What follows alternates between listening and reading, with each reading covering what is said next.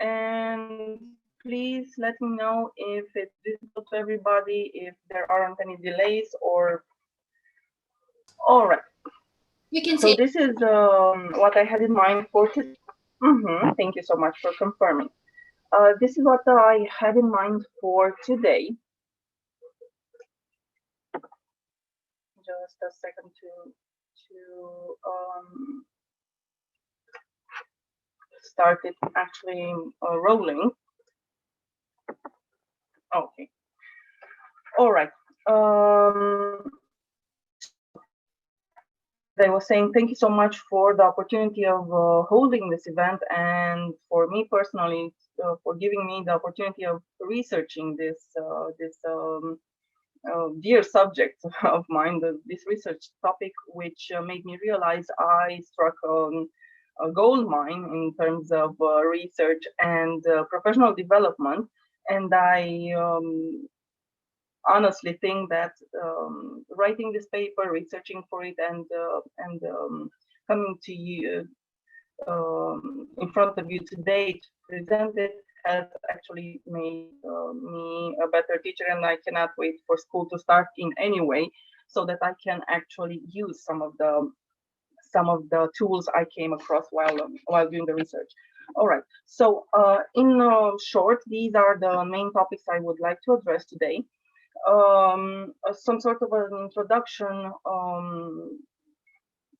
where I wanted to underline some of the aspects of where we are today and what do we need when teaching and of course assessing in the online environment. Then I will start talking a little bit about two distinctions, if you will, between digital natives and digital immigrants on the one hand, and visitors and residents in the online environment on the other hand. And I will also explain why I think this is important when teaching and, of course, when assessing English online. Then I want to speak a little bit about generally what we can use in the assessment in the online classroom, so tools, techniques we can use. And then I will take four-skill approach, if you will, because I wanted to see which skill can be properly or more properly tested in what way or using what online tool. And I also came across some great tools which I will want to share with you. Now, for things to be as smooth as possible, I will kindly ask you to make sure you have your microphones on mute. And also, if there are any questions, I would like to address them at the end of my presentation, but please feel free to input them in the chat area. All right. So, I'm not sure this needs more description than just looking around. Where we are now, we are currently teaching online. Basically, the educational process had to be switched overnight from the offline environment to the online environment, and this brought about a lot of opportunities, but also things to address and to consider. There are, of course, broadly speaking, there are schools which already used a lot online tools, online methods, and where both teachers and students who are very familiar with this online environment, whereas there are also schools which still struggle to make their best out of their offline resources. And all of a sudden, we were faced with the requirement to switch everything online.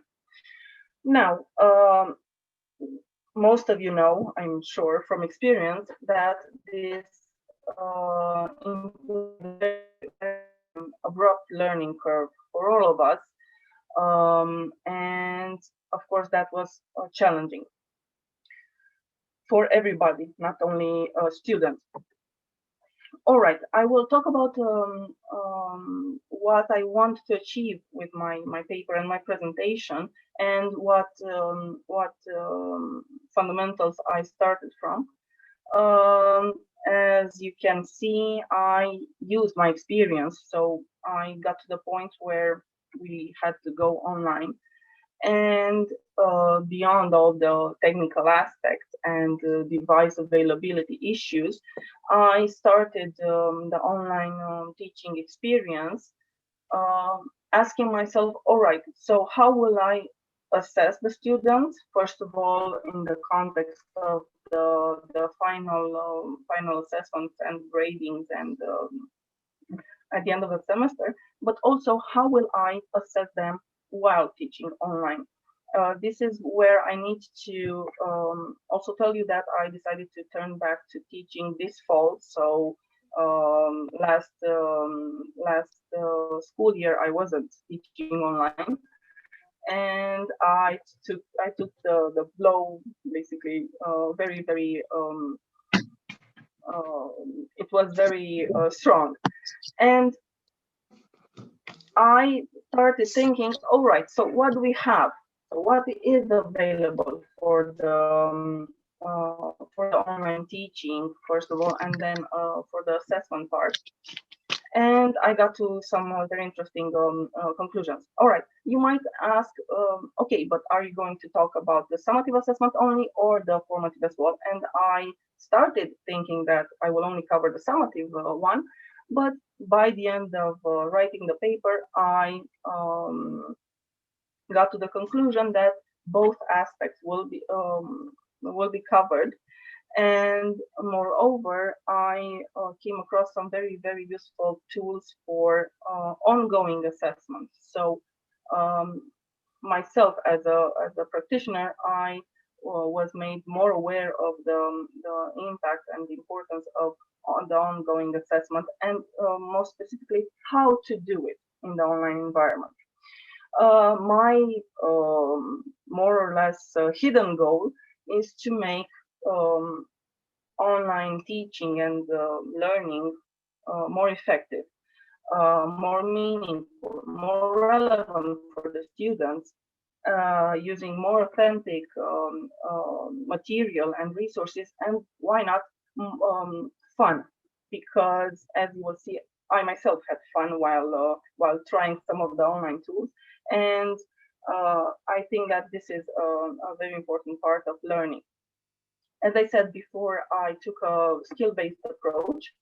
So I wanted to take the skills one by one, so the receptive and the productive skills, the four we all know, so that I could identify the most meaningful ways of assessing, if you will.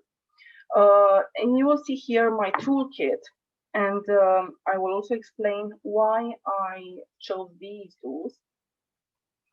Of course, there are hundreds of online resources available, and the first temptation is to use as many as possible, but this is, in my opinion, just the first step, because at the end of the day, you will only use a set, so a fixed set of tools.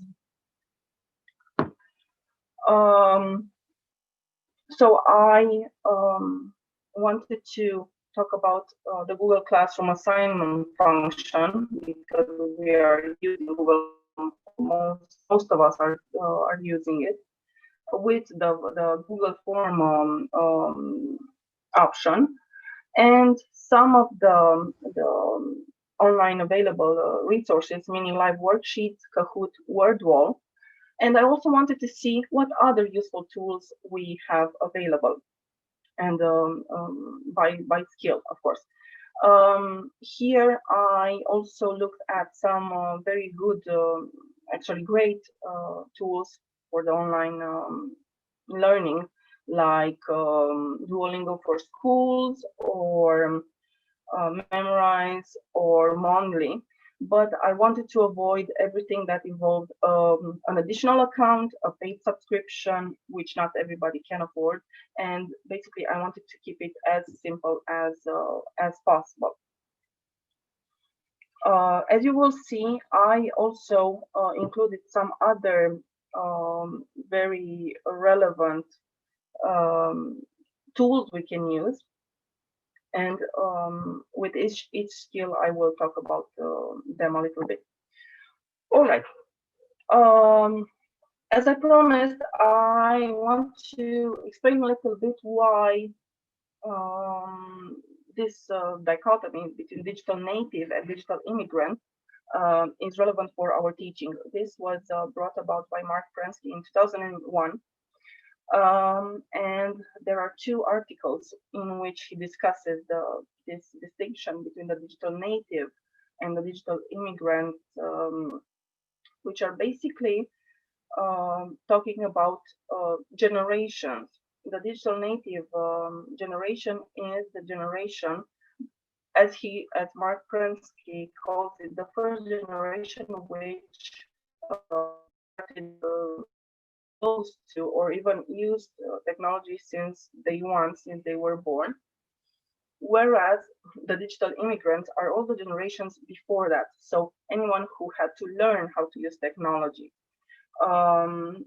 The discussion there relates to the fact that the American educational system was no longer suited in 2001 for the digital natives, and the fact that they are actually different not only due to the fact that they were exposed to technology, but also in some ways that impact learning and teaching, of course.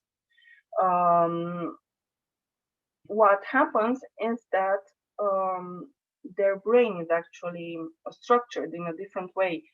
There is a different attention span and a different focus of attention, and the impression they have a short attention span, whereas they actually choose where and how to focus their attention. A digital immigrant is or was at some point anyone who wasn't exposed to technology from day one and who wasn't actually used to using it every day. Of course, there was another way of seeing things, of solving problems, and so on. And Mark Prensky uses the metaphor of learning a new language, if you want, because he says that just as anyone learning a new language, there is a certain accent which you cannot get rid of, and this is what digital immigrants encounter as an obstacle. Now, there were a lot of discussions based on this distinction, and Mark Prensky came across a lot of critique related to the fact that there is the risk of generalizing this dichotomy. So even now, even in our context, in our country, and not only so globally, we are unable to say that all of our students are digital natives. This happens due to a lot of factors of geography, poverty, device availability, technical education as an umbrella term. And also at the same time, not all teachers are digital immigrants. So not all teachers make a fool out of themselves, has been needing to have a computer for them, for example. So this is why I came across another discussion related to a distinction made by David S. White and Alison Lecornu in 2011, so 10 years later, and it still applies today because it is not necessarily a distinction, a dichotomy, or an opposition between two ways of doing things, but rather defining online engagement based on why we are going online and which is what do we need to do with it? And as you can see, I tried to summarize the main features of visitors on the one hand and residents on the other one. Visitors might not have, I mean, generally speaking, they don't have profiles on all social networks, and they might refuse to have a Facebook profile due to the fact that they fear their identity can be stolen, or there are data privacy issues they are concerned with. They might use email or other services for communication online, but they always use the internet or technology to get to a goal. They are very much fans of keeping their privacy online, as much as this can happen nowadays.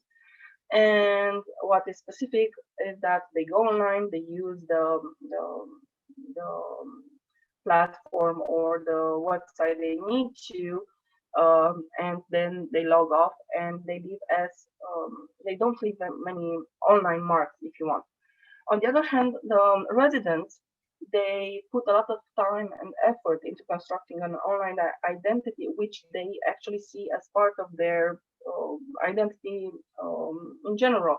And you will find them on basically all major platforms. You will find them on Facebook, on Twitter, on TikTok, and whatnot, because they see the web and the online environment as a network where they can connect to friends and family, and where they can create content, share content, and of course be exposed to content created by others. They are willing to share information about their life, their work, so as opposed to the visitors who like to keep some aspects private. The two authors emphasize the fact that we are sometimes visitors, sometimes residents, and we can decide which aspect of our lives to be treated in the visitor manner, or which one in the resident manner. So, for example, you can decide to be a visitor as far as your professional life is concerned, so not leave very many traces online, whereas in your personal life you can see yourself as a resident, so sharing a lot of information about yourself online. Why is this relevant for us as teachers? Because we need to take this continuum, as the two authors refer to it, into consideration when we basically expose ourselves online. So we need to make sure our our online engagement reflects our goals in this matter. And you all know that students will always be very curious about our lives, and this is what you need to be aware of when deciding if you want to be a visitor or a resident. All right, now I would like you to tell me whether you consider yourself a digital native, a digital immigrant maybe.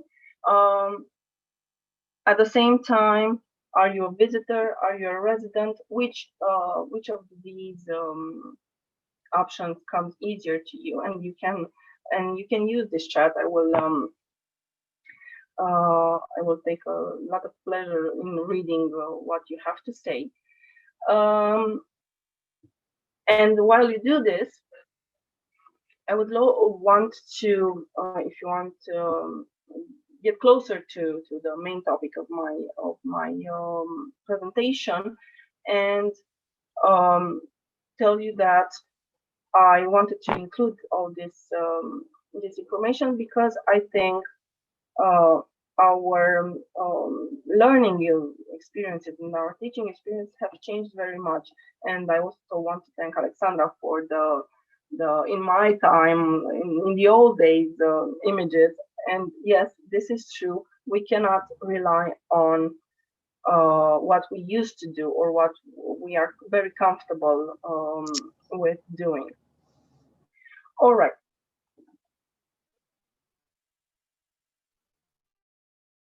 So what do we have when teaching online?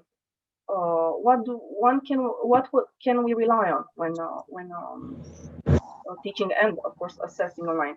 And this is where communication methodology and the communicative framework can be a great help, because from this perspective nothing changes. Okay, so the foundations of our teaching doesn't need to change. We only need to change our ways, our means, but the essential stays the same. And as you can see, I included here a table trying to underline some of the challenges and some of the opportunities when teaching and assessing online. And of course, the sky is the limit here, because I only included some of what can be seen as a challenge, and again as an opportunity, because no matter how hard things were for us, for our students, for everybody, the past year, and they are the same in this year as well. I also think that online teaching and online assessing do have a lot of opportunities and growth opportunities. Of course, we rely so much on something that is exterior to ourselves, so the internet connection, the devices, and this has an impact on our activity. Of course, some students might not be adequately motivated, and this is why one of the previous presentations was very useful from my perspective. Some students don't feel comfortable sharing their camera, so this gets us to the frustration of having to teach to black dots. Screen fatigue is a thing. I'm sure all of us experience headaches after having to teach online. There is also something that both us as teachers and the students might find very difficult to overcome: the lack of direct contact, the hugs, and if you teach to primary students, you know that there is there is the incoming surprise embrace all the time pending. So you might find yourself embraced by a small one of your small students. There is also the plagiarism. It's a little bit too harsh said. The authenticity issue, more adequately said, because we do not have any type of control over what happens and how students are helped more or less by someone else. At the same time, there are also huge opportunities, because, for example, the digital version of the textbook can become a really, really helpful and great tool in the learning context. And sometimes we simply do not have the time to create wonderful assessments or online tools to use in the classroom, and the digital textbook can be a great help. There are some tools which are automated, but as you will see a little bit later on, do pose some challenges in terms of grading. And in my opinion, we have the option to use even more authentic materials, so which can prove itself more useful in the learning process. Gamification tools. We can, as I said, have a lot of fun. We can play a lot with a lot of tools and apps, and overall a lot more creativity and freedom in both learning and assessing. All right, this is an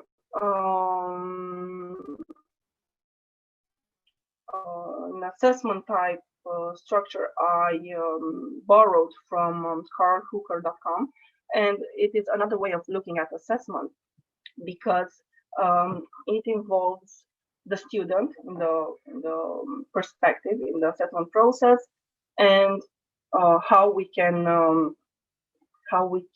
look at assessment as such. In red, assessment of learning, where the student is more or less not involved in the process, and what gets assessed is the final product, and the result says something about how successful was the learning, is an example of summative assessment, of course, whereas the assessment for learning and assessment as learning are examples of formative assessment in their various ways, because this is how we can involve students in the assessment process, in the learning process, and we can make them our partners in crime, if you want. They are both continuous processes, and as I said, they can make students more involved in the learning process as such. I wanted to create, if you want, a toolkit of how to make sure your online assessment is valid and it's useful. And during my research, I got to the conclusion that feedback is an essential, and I will repeat this, tool for the ongoing assessment, so for the formative assessment. And this can be done in various ways. It's not only related to teacher feedback towards individual students or towards the class, but it can also be used in the form of self-assessment and peer assessment, which I describe a little bit lower here, because I wanted to also find ways to make sure students are involved and are partners in the learning and, of course, assessment process, because this is how they are more motivated, and they are more self-aware of where they are, where they need to be, and how they can go there. For this, as I said, it is very useful to use self and peer assessment other than teacher feedback. Of course, in the broader context of establishing a feedback continuum in the lesson, and also very, very important, and of course relevant for all the two other points, is to use and share criteria, transparent criteria, easily followable, if you want, criteria, can-do statements, which you can find in the common European framework of languages, because this is the most basic way in which a student can determine if they reached a learning goal or not. All right, and I also wanted to go through the assessment criteria, so validity, reliability, practicality, and impact. You all know this. And using direct, indirect items based on what we need to, what we want to assess, the context, the group characteristics, and so on. As I said, there are a lot of resources already available, but this doesn't mean that we cannot come with some of our own. All right, and the first skill I want to talk about is reading. Again, coming into this framework, this whole structure, and I find it very, very easy to base my teaching upon, because it really gets the job done, if you want. Again, very important, the feedback, which can be delivered in various ways, and I will talk a little bit about this in another form, but it can be implemented here as well. And when we talk about formal assessments, because we all know they are required, there is no need to reinvent the wheel and try to come with a lot of tools just for the sake of using them. We can rely on the digital textbook because it's everything in one place, whereas the other tools need to be used in cooperation, or there are a lot of things we need to overcome.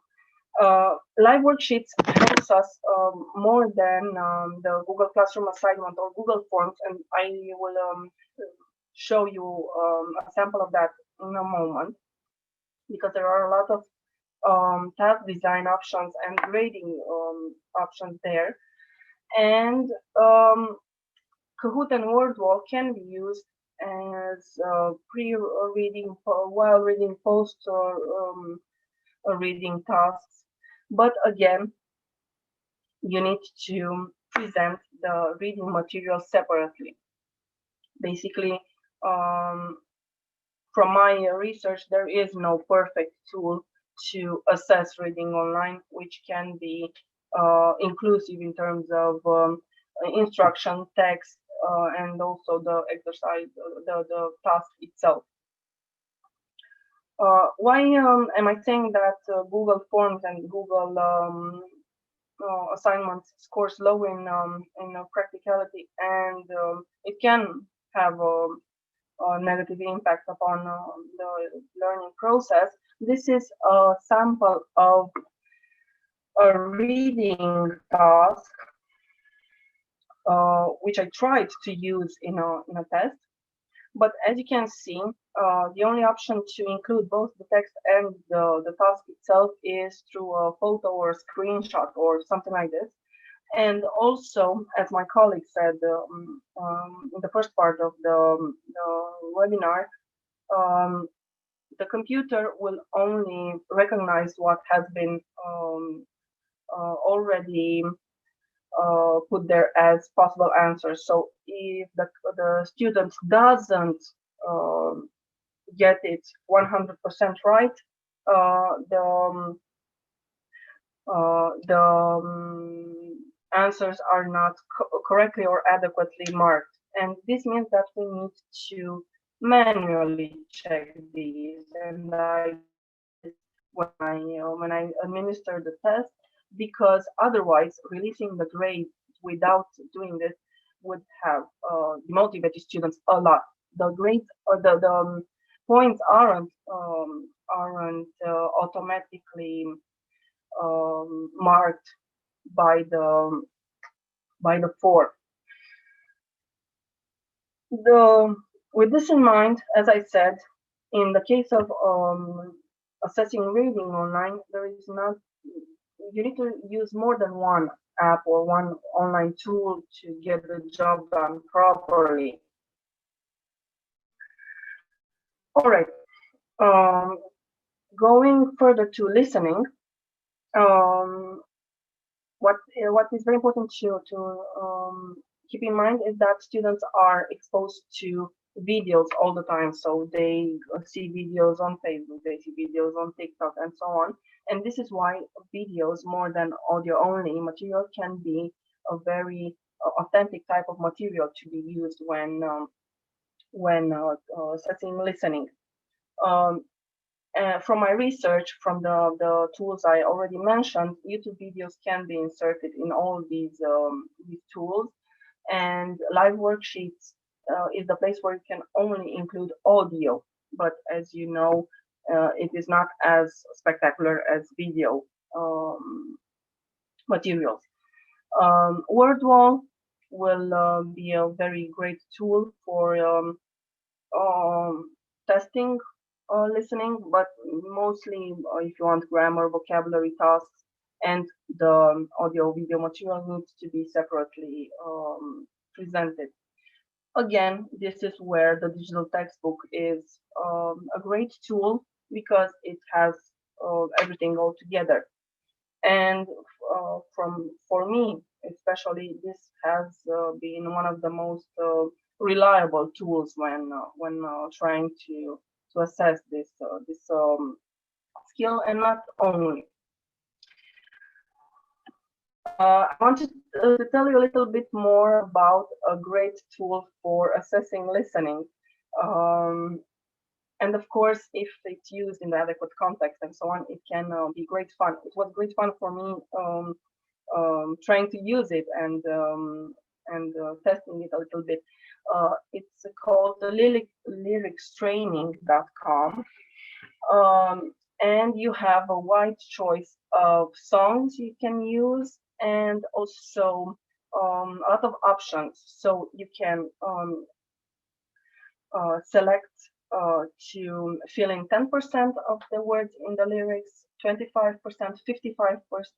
50% or all of them. So 4 levels. Also, the word can be either selected or they need to be written, which is more time consuming.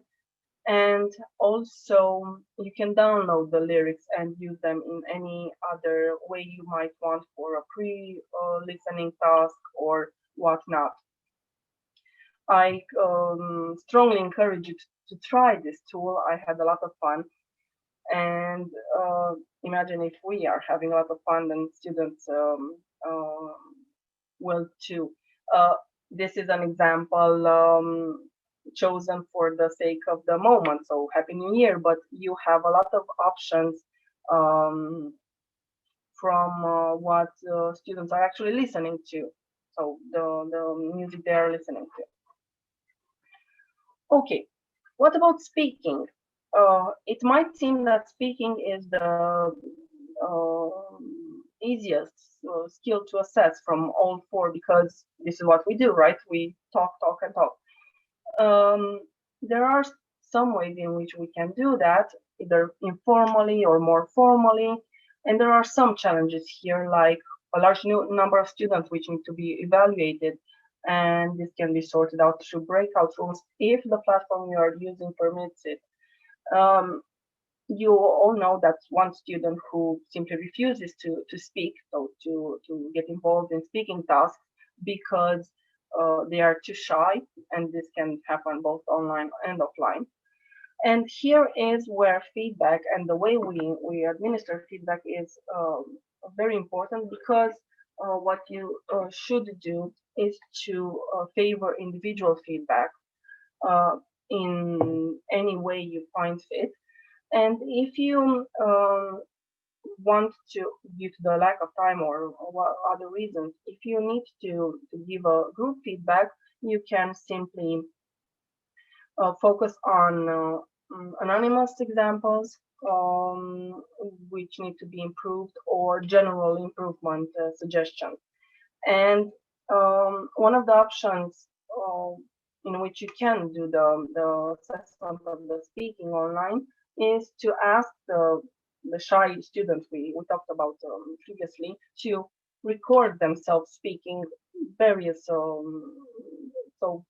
doing various types of speaking tasks. And I will tell you a little bit more about what to use in this respect in a couple of moments.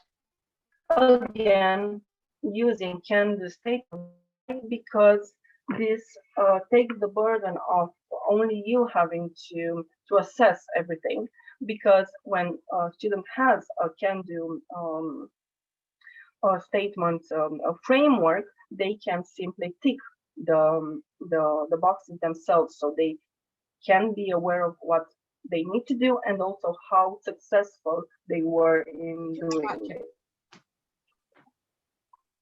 Right. A great tool, not only for asking the students to record themselves completing speaking tasks, if you want, so for assessment purposes.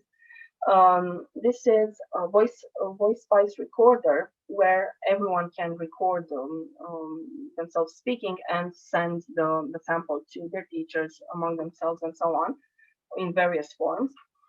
This can also be a very useful tool for giving feedback, personalized feedback. And you all know that sometimes it's easier for us to just talk, to give our feedback in the talking form than to write it down. And you as teacher can also record yourself giving feedback for various tasks. So no matter what type of